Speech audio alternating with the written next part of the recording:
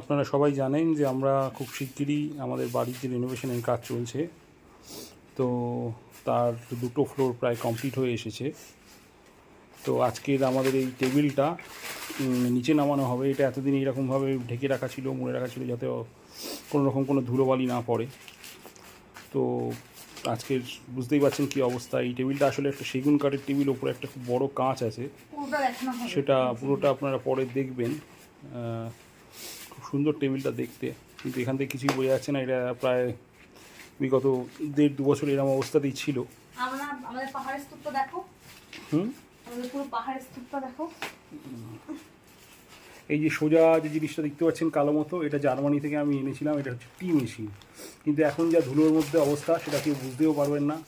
তারপর সেটা রাইস কুকারও রয়েছে, ঠিক আছে। এরকম আরও বিভিন্ন জিনিস সেদিকে ওদিকে ছড়িয়ে রয়েছে, যেগুলো দেখানো হবে সব ধীরে ধীরে দেখবেন।